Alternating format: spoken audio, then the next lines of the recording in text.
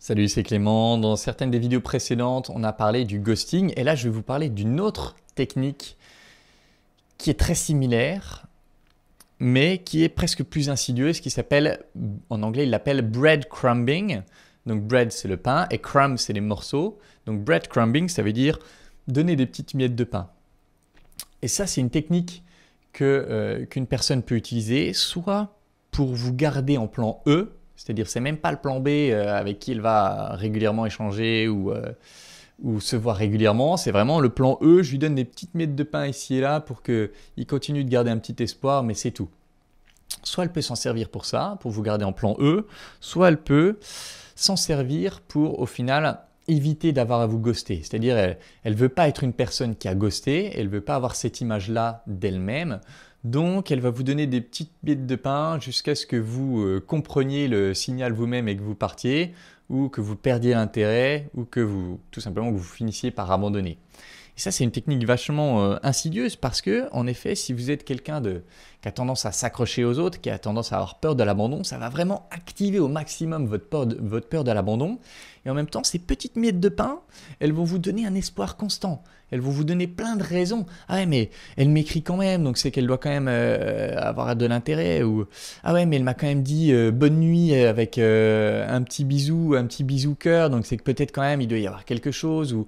Et ça va vous donner plein de raisons de vous accrocher à ce mirage et vous rendre vraiment addict, quoi. Ça peut vraiment rendre quelqu'un qui est sensible addict parce qu'il y a ces petits bouts constants, des toutes petites miettes ici et là, et que c'est jamais vraiment terminé, c'est jamais vraiment entamé non plus. Donc vous êtes dans cet entre-deux qui va tout simplement vous ronger le crâne. Donc si vous reconnaissez qu'au bout d'un certain temps, alors bien sûr, c'est pas ça fait 2 jours qu'elle me répond plus trop parce que 2 jours, on ne sait jamais, il peut y avoir des choses qui se passent, qui lui occupent l'esprit, etc. Non, là, on parle de quelque chose qui s'installe sur plusieurs semaines.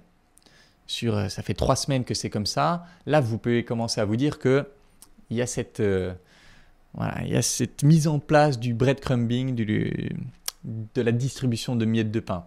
Et là, quoi faire? Eh bien, je vous renvoie je vous renvoie à la vidéo sur quoi faire si vous avez été ghosté, parce que c'est une des possibilités que vous pouvez adopter.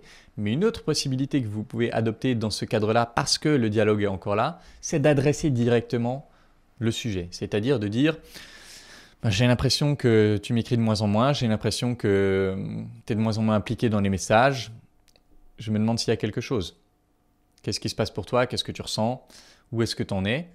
Et alors, idéalement, en face à face, parce que la personne sera là et ce sera beaucoup plus difficile pour elle d'esquiver avec un petit message ou de ne pas répondre ou de nouveau vous redonner une miette, etc. Mais faute d'être en face à face, vous pouvez le faire directement par message et confronter la personne dessus, la pousser à vous donner une vraie raison. Alors, elle peut vous donner une raison à la con, mais en tout cas, ce sera un premier pas pour dire hey, j'ai l'impression qu'il se passe ça, parce que si ça se trouve, il y a une vraie raison. Si ça se trouve, c'est ouais, mais en ce moment, je suis vraiment préoccupé par l'état de santé de ma grand-mère ou je ne sais quoi, et du coup, j'arrive plus à penser à autre chose. Il peut y avoir une vraie raison. Donc, s'il y a une vraie raison, elle vous la donnera. Et si elle vous donne une raison bidon, ou si elle continue d'esquiver, etc., là, vous savez que vous êtes dans la situation du breadcrumbing, et donc il faudra appliquer la deuxième partie du plan, qui est quoi faire si vous avez été ghosté. Voilà, j'espère que cette vidéo pourra vous aider. Comme d'habitude, si vous voulez travailler avec moi, vous pouvez postuler à l'École des Guerriers via le lien qui est dans la description.